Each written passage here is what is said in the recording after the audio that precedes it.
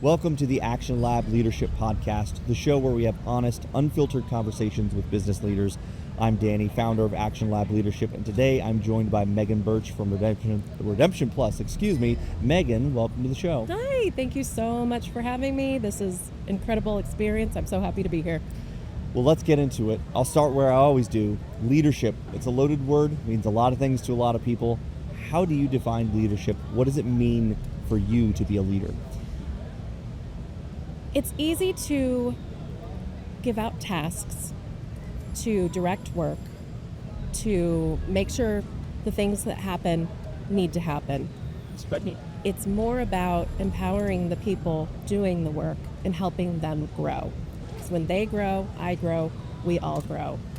And it's finding the best way to work with each individual person to get to their individual strengths, the type of coaching that they need specifically, because everybody is different.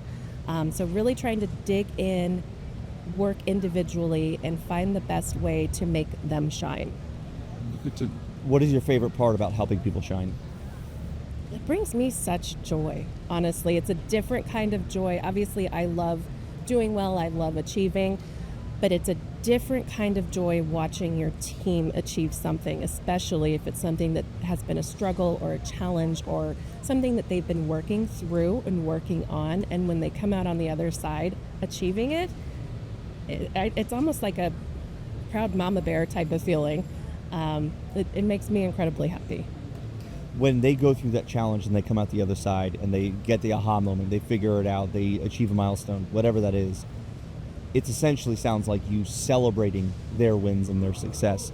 Do you find it easier to celebrate someone else's success than your own? 100%. I am very hard on myself, as I know you are as well. I think a lot of leaders are.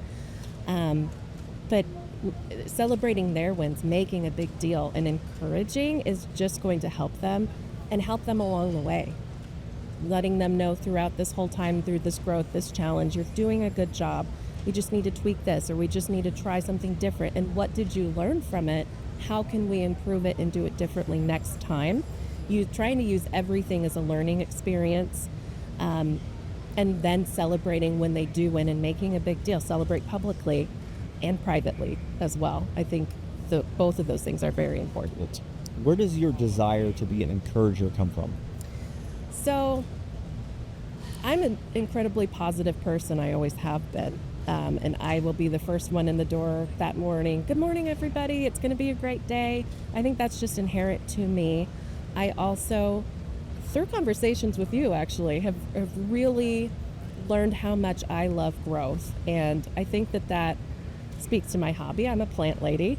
I know you love plants. We're sending pictures of our plants back and forth to each other. But I never quite put the two and two together, that watching my plants grow and doing, seeing something that I created with my own two hands with seeds or, watering, whatever, it kind of equates to people growth too. And I really enjoy seeing that among my team. Well, it's interesting because we've talked about the idea of it when we've had coaching conversations in the past. There are some projects, like let's use mowing the lawn as an example, where there's an instant gratification of seeing the progress line after line after line after line.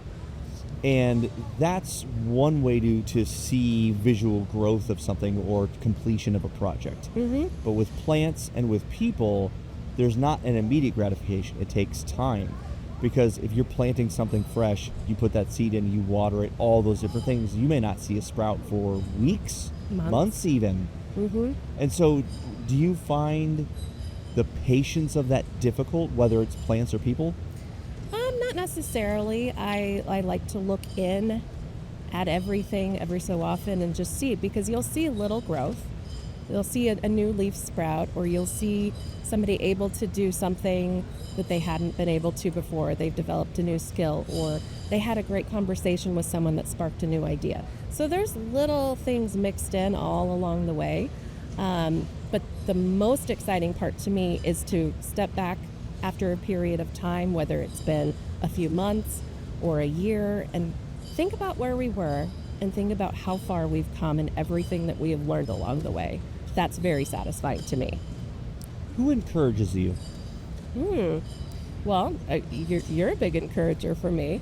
Being part of one of your mastermind groups, just having that group in my corner at all times. And then my team. I have an incredible team. They're always behind me, whether it's my direct team or the bigger team through Redemption Plus. I am very lucky to be surrounded by a lot of supportive people. And then, of course, my family. That goes without saying. Very important part of that, too. You said that you're a very positive person and you're the one in the office. Today is going to be a great day. Let's go out there and have a great day. Let's bring the right attitude. I would imagine some days are bad days. Some days you wake up and you're not feeling that optimistic. Sometimes we just wake up on the wrong side of the bed, or we're in a cranky mood, or things are stressful at work, or things are stressful at home, or anything like that, right? Because you are a naturally optimistic and positive person, when you have those days or weeks or seasons where you don't have that optimism, how do you get on the other side of that? What are the strategies that you employ to get out of the emotional funk and the bog of negativity to get back into positivity? I generally try not to bring it into work.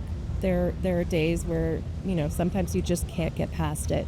But I don't want to let that out publicly. I don't want my team, maybe they know I'm not having the greatest of days, but I don't want my energy to bring anyone else down. So fake it till you make it a little bit. But then I just require, sometimes it's just going home, being in the quiet, just time to myself, or going out and being in the garden. That always makes me feel better. Winter, it's not, not as easy with the season, so I'll just fuss with all the plants I have in my house.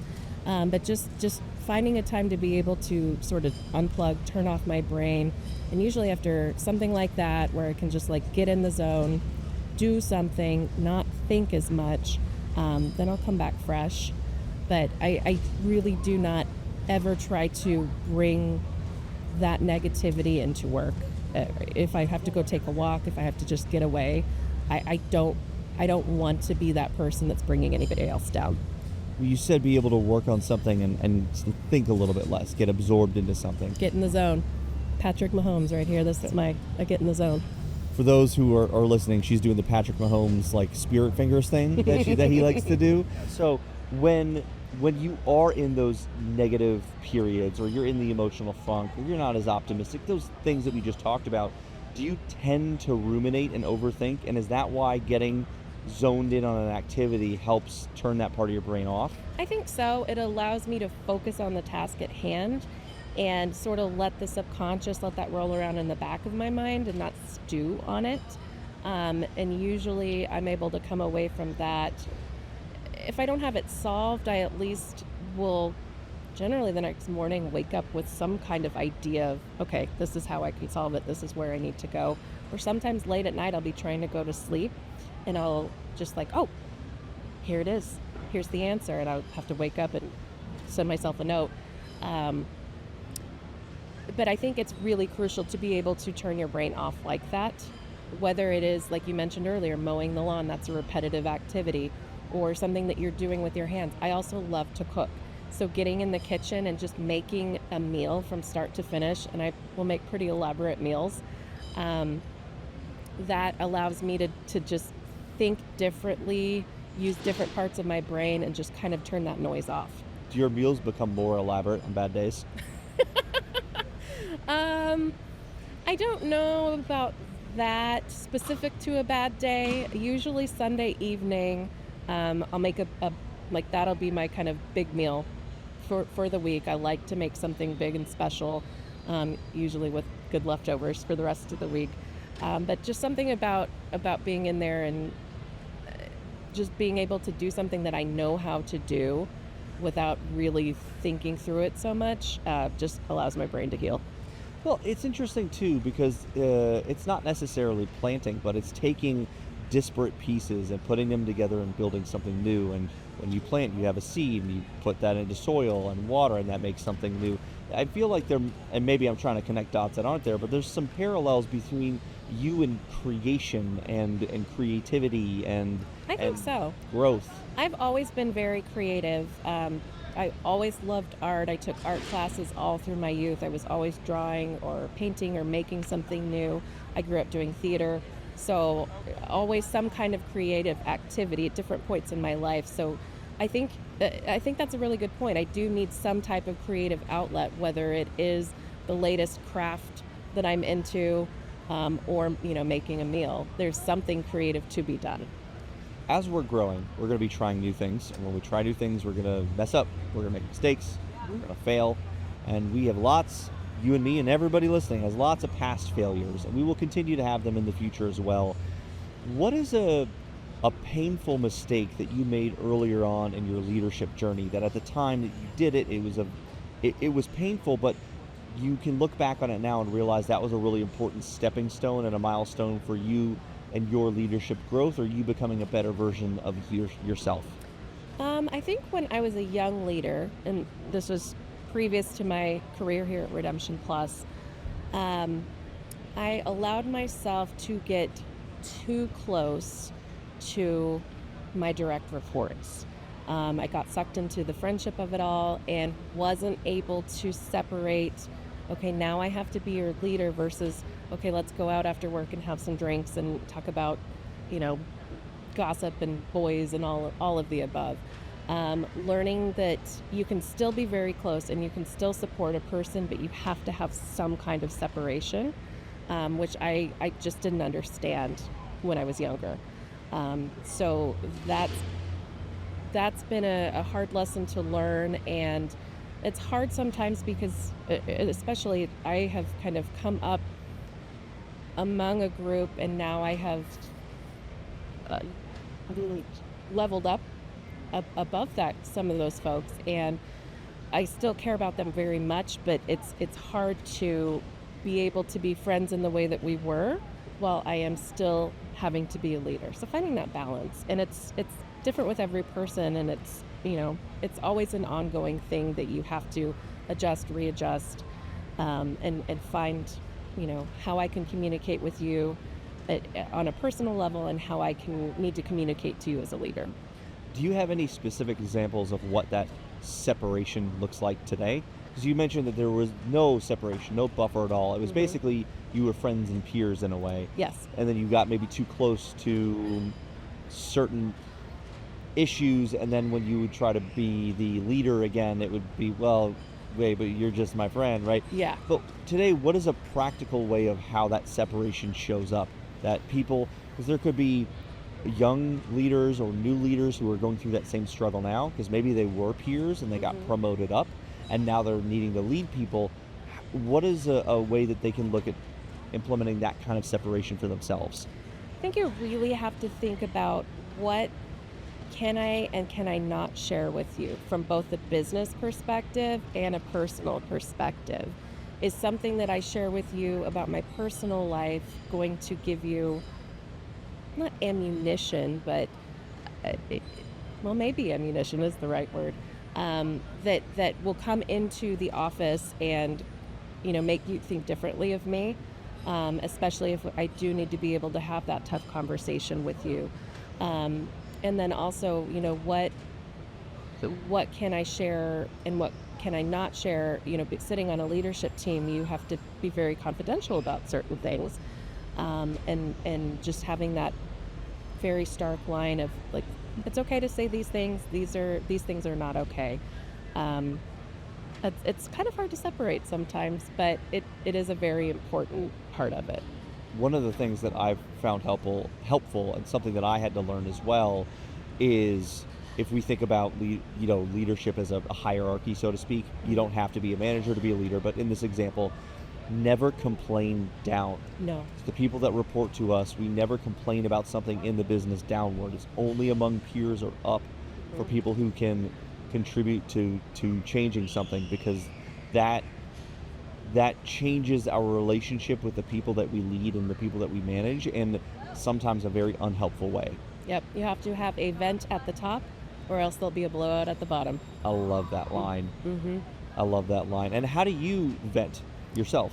I'll vent to my partner or somebody that is within my leadership peer group. Again, you have to be careful about what you say to who, but as long as you're on the same page and trying to all row in the same direction, it is important to find those close to you that you can have some of those venting conversations, but you're correct, never downward. What is a leadership characteristic, quality, skill that you're working on right now? Something that you want to grow, that you see in yourself as not as to the point or strong as you need it to be? I am really making a conscious effort on delegate to elevate. I'm notorious for biting off more than I can chew, taking on far too much, and I have an incredible team around me. They want to grow, they want to do new things. So looking at my workload and what can I give to somebody else, coach them, help them learn so that they can have something that they can focus on, they can grow through, and can give them a win. So talking to myself of, no, you don't have to do every single thing. And you can't do every single thing. You just can't. There's too much. And empowering those around me to be able to take on more so that they can grow. I think it goes hand in hand with what we have been talking about, how much I do enjoy growth, and trying to not overwhelm myself so much with all of the things. Let's dive into that, because I think it's important for people to understand, you and yourself, or me and myself, or anybody else. You mentioned you bite off more than you can chew very often. Mm-hmm. What do you think the reason is for that? What is the kind of the catalyst behind that, or the root cause of where that comes from in the first place? I have always been an overachiever. I grew up doing tons of activities, expectation for high grades, expectation to be involved. And I've just always thought to myself, I can do this. I can do it. I can do all these things. And I also think, kind of in our era of growing up, I'm not sure if you were in this, I was in the gifted program where you are encouraged, you have to do all these things. And I think it's kind of raised a society of burnout millennials who have taken on far too much. So I think part of that came from all the high expectations I was given when I was younger, and I've just really taken that to heart and just think I can do it all when I can't. And I think that it's interesting. I'm normally not a fan of the word should, but we can do just about anything. Whether or not you and me as the leaders should do it is a different question.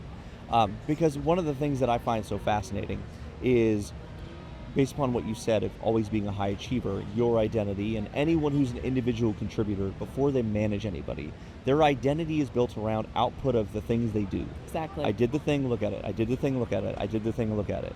And then we move into a leadership role, and our identity is no longer around the thing that we do. It's about leading people for them to do the thing. Mm-hmm. But then there is this weird kind of transition period where we feel almost lost at times, because we think, well, if I'm not doing anything, then what am I actually doing for the organization?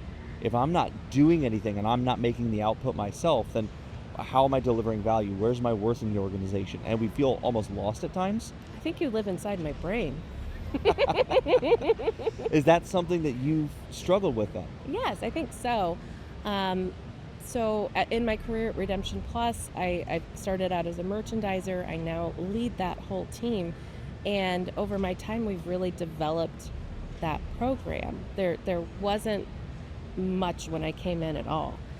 So I've built it up, not all by myself. Obviously, I've had a lot of great folks around me, but I've really built it from very little to something that's I'm very proud of and very great. And it's hard to step back and let others do, because I'm so used to, okay, we have to build the thing, we have to add this, we need to improve the process, we need to change this here. There's so much of that, but I don't have to do it all, and I should let others be able to contribute, because when we win, everybody wins. It's being part of a team, and everybody, there's so many great ideas and so many different points of view and different life experiences that everybody can bring in. So bringing that all in together, kind of like a melting pot, just throwing all the different pieces in, we together can create something way better than I could have created on my own. It's interesting when we think about the idea of delegation to other people. That's something that for myself I have gotten a lot better at over the years. I used to be, when I first became a leader of people and I managed people, I was terrible at it. I wouldn't give up anything, right? And I've gotten a whole lot better at being able to let go of certain things, and to empower other people. And one of the things that I know I still struggle with is when I become more stressed, when there's a lot of things happening and I feel that sense of overwhelm coming up. I sometimes want to just say, give me all these things and let me just go into a dark hole and work for a while on my own. And stress makes you want to do solo work and not lead. And I'm curious, when you have stress that builds up at work, or there's a lot of projects going on, there's a lot of demands, or very tight deadlines, do you ever feel that pressure where your instinct is to let me take some of this back and work on it? Or are you pretty good at keeping that with your team and letting them run with the things that they need to be running with? I think maybe a little bit of your point, but once I've begun to hand things off, I generally feel pretty good about it. I'm obviously going to check back in. How are you doing? How can I support you? But I don't really feel like the need to take it back. I think once I can get it off of my plate, get it into somebody else's hands and know we're doing good here, I don't need that back. I don't want that back. I don't want that back. Well, it's helpful to be able to know when to keep that in other people's hands and not take it back yourself. And for me, it's not just taking something back that someone else has, but it is sometimes foregoing the leadership stuff or the checking in on people's stuff and just focusing on my own things, because I've always been, even though I'm in leadership roles, I still do a lot. I've not, because we work at small businesses. Even when you're a leader, you're still doing things. A lot of small businesses in our industry are like that. Yep. You may be a manager, but there's still a lot on your plate that you're responsible for doing. And so I'm constantly back and forth between doing and managing, if you will. Same. And so when I'm very stressed, it's very easy for me to put off the managing and the leading side and just go into doing, because it feels more controllable. Got it. Yeah, that I can see how that would be a good feeling. Like, I know how to do this. I know how to achieve this. It has to get done. Let me just get in there. That's a hard challenge. When you bring your optimism in work, I'm sure there are some days when people around you are cranky. Maybe they're not having a good day. Maybe they're not having a good week. They're stressed. They're overwhelmed. They're fill in the blank with whatever word. What? Do people around you ever find it difficult to have someone who is very optimistic like yourself? Or are you very good at raising up other people's levels? Or sometimes do other people think, I don't want a positive person around me right now, let me vent with me a little bit. I need someone alongside me to see what I see and to kind of be in the mud with me for a moment.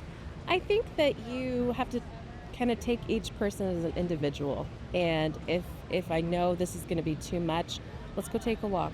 Let's go sit down outside and just have a few minutes. Let's talk. Or if somebody does need that pumping up, like, yeah, let's go. Or, you're having a bad day. What kind of squishy toy can I bring over for you to bang and squeeze? And, just trying to find out what each individual person needs. Kind of like with plants, this plant needs this type of light and fertilizer every so often, but this plant has a totally different schedule. So trying to individualize and connect with that person enough that I can be attuned to, something's a little off. I know something's not right. Let's go step aside. Let's go into a room. How can I help? Even if they do just need to vent and just let it out, and I'll listen. And if they don't need, it's going to be a great day, like, I can turn that off. You just have to learn how to read people, and I'm not always right, and I'm sure I annoy people sometimes. But just trying to meet them where they are and help speak the language that they're able to speak at that moment. I like how you said meet them where they are, because as you were describing this, it reminds me of something that I follow a guy named Vin. I can't remember his last name offhand on social media. He's a communications expert. Extremely good. And one of the things he talks about is meeting people where they're at. When he's on stage, he's very big and animated in his communication and very gesture and all those different things. And afterwards, when he's doing meet and greets or Q&As and people walk up to him, if he's been very animated and someone walks up and they're like, hey Vin, I like that presentation, and they're very quiet, he said, if I come in with really big energy, it'll freak them out. So I tone myself down, I meet them where they're at, and then I bring them up with me. And I raise their energy levels, but if I come in fully ramped up, it freaks them out, and they'll just be like, oh, deer in the headlights. I love that. I saw a presentation recently where the speaker had so much energy. They were very passionate about what they were talking about. But it was a small room. It was the last presentation of the day. People were kind of tired.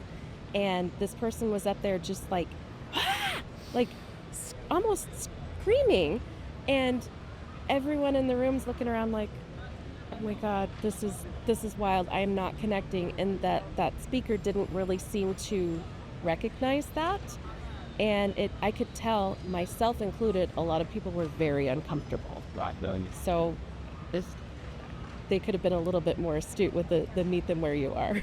Meet them where they are. Read the room. Exactly. And as part of this too, and part of the reason I wanted to ask this question is this doesn't mean that anyone needs to be someone other than themselves. You don't need to turn into, you are Megan. You are a very optimistic person. No one's asking you to be a pessimistic Betty, right? That's not even a phrase, but I just made it up. Petty Betty. Yeah, Petty Betty. Ooh, I like that. That was way better than mine. No one's asking you to be that person, but to understand and read the room and know, I'm going to shift my energy slightly, meet them where they're at, and let's see if we can bring them up together. Yeah. Yeah, and sometimes people just, all they need is a big hug, and I'm going to give them that, and if they don't need that, then no hug needed, but I'm going to sit right here next to you, even if we just need to sit here in the quiet and you just need a moment. That's fine. I'm going to be here for you. And sometimes do you just need a moment by yourself too? Mm-hmm. Absolutely. I have a great friend in my organization, and sometimes we just open up a Google Meets and just sit in the quiet together, and that's all we need. And it can be incredibly helpful too. Well, there's some sense of camaraderie, even though so you don't say anything, you just kind of open that up and you just be with one another. Yeah, sometimes. And that helps. It helps, especially if we're both just feeling really stressed, like we just need a minute together from afar. It's amazing when we're stressed, and I'm speaking from a lot of experience in this, of the mistakes that I've made when I'm stressed. It can be easy to just stay in it and keep working and diving from one thing to the next, bouncing around and work because we got so much to do, got to get it done, deadlines, all this stuff. Mm-hmm. But what I found in myself is the more I do that, the more stressed I become. Yeah. I have to give myself breaks. I have to walk away from my computer, sometimes go outside, do some deep breathing. And if that sounds woo-woo to you, the most successful entrepreneurs and athletes in the world do this stuff. Do some breathing techniques, literally box breathing. In for 4, hold for 4, out for 4, hold for 4. Do that for a couple minutes. And it's amazing when I do that, I come back so much more refreshed. Mm-hmm. I come back with a clearer head. And that thing that seemed so frantic in the moment, the thing that seemed impossible to figure out, why isn't this working? I come back with fresh energy and go, oh yeah, I got this. Yep. And it's amazing how small breaks, we think we're losing productivity because we're not doing the thing, but that 5 minutes, that 2 minutes, that 1 minute, when we come back, we are so much more productive than we would have been just by trying to trudge through it and push through it. You're going to work yourself into a burnout, and then you're not going to be able to produce. So stepping away, going for a walk, doing breathing exercises, to get a snack, something like that to just refresh yourself is incredibly important.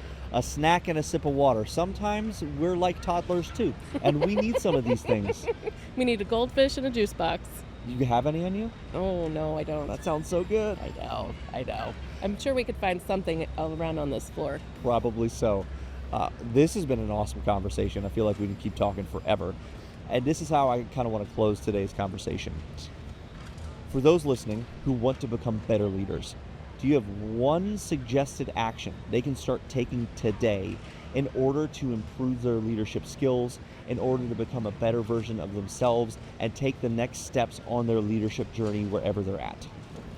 I think it's very important to be able to admit when you're wrong, when you don't have the answers, and to ask for help. I'm wrong all the time, and I don't even want to pretend that I know everything. I make mistakes, but I will own up to my mistakes. That's on me. That is my fault, and that's really hard for a lot of people to do. But when you're able to do that and look for, how do I change? How do I get help? How do I leverage the people around me to, oh wow, cute dog just walked by, I got very distracted. How do I leverage the people around me to dig in and help? When we all are rowing in the same direction and working together, we're all going to grow. So I guess don't get too in your head, too full of yourself, thinking that I have all the answers, because you don't. None of us do. And we have to lean on one another and learn from one another and learn from our mistakes. Well, there's certainly going to be people learning from you and the stories that you've shared. So thank you so much for joining us on the show. Thank you. This has been so much fun. I can't believe that the time went so fast. I wish we could keep talking. And thank you to everybody listening here. If you enjoyed today's episode, don't forget to subscribe and send this episode to a friend who you think would enjoy it. Now go out there, take action in your business, and be the leader that your team needs you to be.